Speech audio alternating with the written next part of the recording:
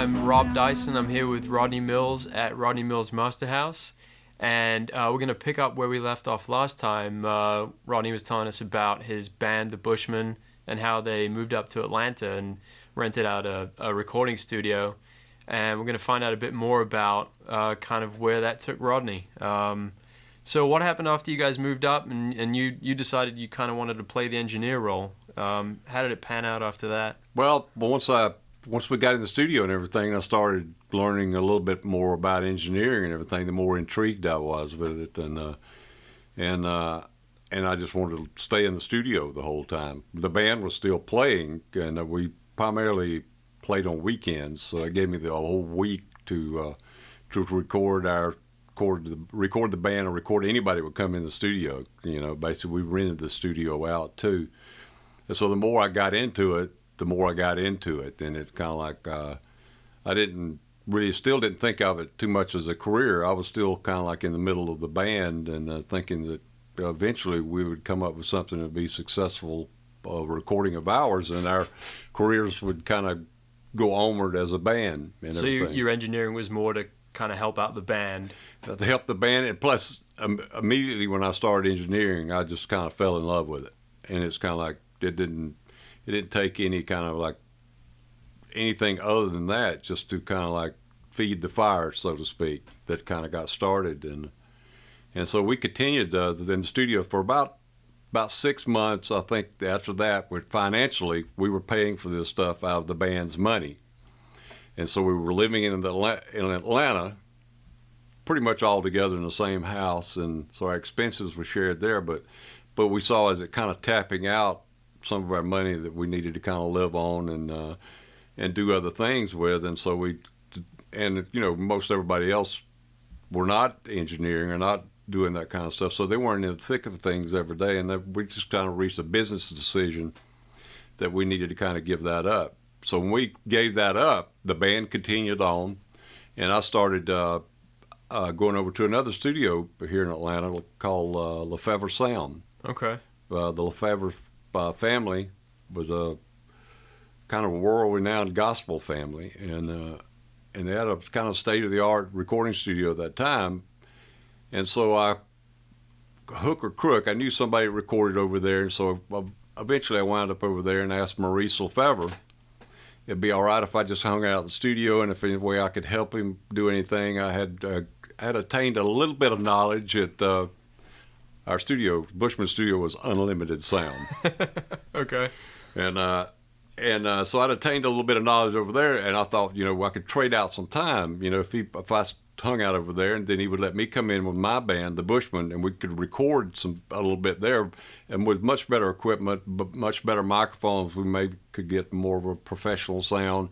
Right. So that was initially why I kind of started hanging out over there. As it turned out to be, the more I kind of went over there and hung out, the more I started to do, instead of me just kind of like going and moving a microphone or doing something like that.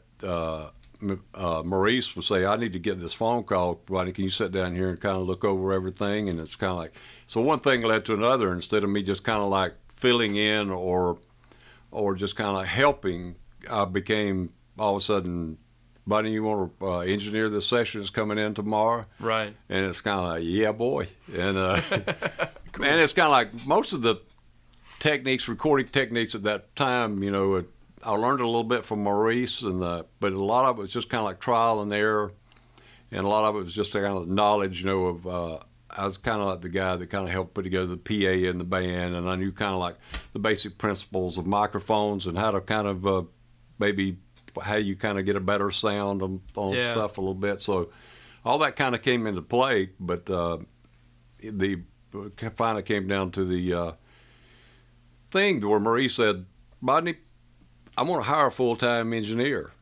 And he said, I want to know if you're serious about taking that position. And he says, if you take that position, that means that you would definitely have to give up the band. Right. Because we do a lot of recording on weekends and everything. You would not be able to just go out of town.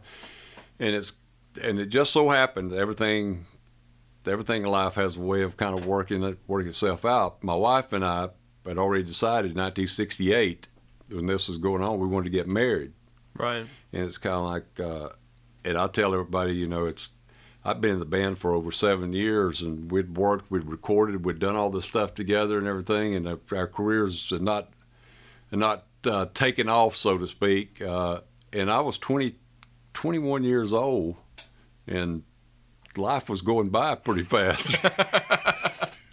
So maybe it's not bad to think of another career and everything. And I think my wife, both of us kind of realized I needed to have more of a stability, kind of be, and I thought it was a better idea for me to be in one place. I also kind of knew ahead of time the requirements of being a recording engineer meant that you really become dedicated to that craft, and you work at it just an absurd amount of hours in a week's time. Right. And so, fortunately, my wife was kind of knew what was coming ahead of time. So I made that decision to quit the band and go to work full time at LeFevre Sound. Right. And it was kind of, everything worked out, and you were pretty happy about becoming an engineer full time? Yes, I was. Immediately, I was already kind of, when I agreed to take that position, I was already working a pretty good bit. Right. And sometimes Maurice actually paid me a little bit of money and stuff. So it was kind of like, it's kind of like I was making pretty good money playing in the band and everything. So it was kind of like, fortunately, I didn't have to totally depend on that, what little bit of money he was giving me. But Maurice offered me a full-time position. So I'd always remember it took me 2.5 years to get back to making at the full-time in the studio what I was making with the band. Right. Because the band did pretty well. We were fairly successful. So I thought that was a good decision, especially when I asked my wife's dad for permission to marry his daughter. Yeah. And he said, well, what are you going to do to support my daughter? And I said, well, Mr. Carter, I'm going to quit the band, and I'm going to go to work full-time with the LeFevre family. Okay. And of course, he knew who they were. So that went over well. And that seemed like that was a pretty good idea to him. So we got married and everything. So I went to work full-time in there. Right. And so how long did you work there? What happened next? Totally. I worked there, I guess, from the time I started hanging out over there, about 3.5 years. Okay. That was probably a lot of my learning to engineer and get sounds and use different microphones for different things came during that time period. And the diversity of the type of music we recorded there was about as diverse as it can get. It's because at that time there was no demo studios in town. Right. There was 3 or 4 fairly large studios, professional studios, and anybody that wanted to recorded in those studios. Right. So in a week's booking of studio time, I would go from cutting an R&B act to cutting a folk act with acoustic guitars to maybe a church choir coming in. Yeah. And to maybe doing a orchestra. Yeah. Or it's just as simple and as complicated back to back as it could possibly get. That's what it is. And I became, the engineer. I did all the work. Right. I primarily did everything that came in. So I worked 7 days a week, and really I was just so happy to be in the studio and kind of like doing that stuff. And that's kind of what I felt like I needed to do in order to kind of become competent. Right. At what I was doing. I kind of a little bit felt like the kid back there in high school trying to learn to play guitar. Right. I said, I may be in over my head, but yeah. I think if I really apply myself, I know I've got the enthusiasm to do it. And, yeah. And I had the dedication to try to do it. And fortunately, my wife, she let me have that dedication and supported me and everything. Right.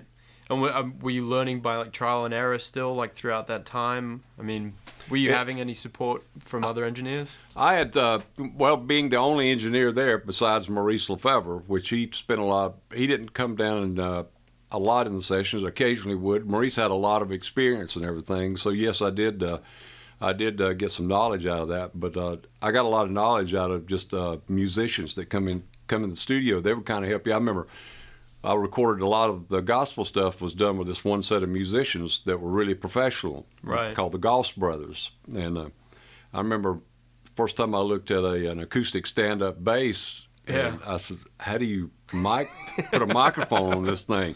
And fortunately, he had been doing this for a long time, and so he said, "Rodney, if you take one of those Telefunken 47s and put it right down here," and he'd show me the position and put it and everything, and do so and so. He said that's kind of where we go to get a good sound. And it's kind of like, so with support like that, and it's kind of like I remember the first time some horn players came in. It was a French horn player sat down. Yeah. And of course, the horn folds around and points to the rear. Right. And so I'm used to, okay, you mic horns, you put the microphone in front. Yeah. So I kind of looked at that guy and I says, where do you mic this thing? And so the musicians were just, they were extremely helpful. He said, right, the French horn is kind of an ambient sound.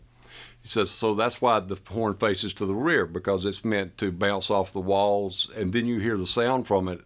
Of that, it's more of a far away sound. Yeah. But that just kind of that whole period, that was kind of it was a work in progress the whole time. Right. Cool. Well, yeah. Thanks for tuning in. That's a little look at how Rodney got started with engineering at LeFevre Sound, and we'll pick up next time and find out more about his engineering career. Thanks for tuning in. I'm Rob Dyson, and we'll catch you next time. So Rob, how are we going to explain your accent? I don't know. I've heard that if you're in the South for long enough, if a Brit is in the South for long enough, you turn Australian. That's what some people told me. It says, is that guy working with you now? Is he Australian?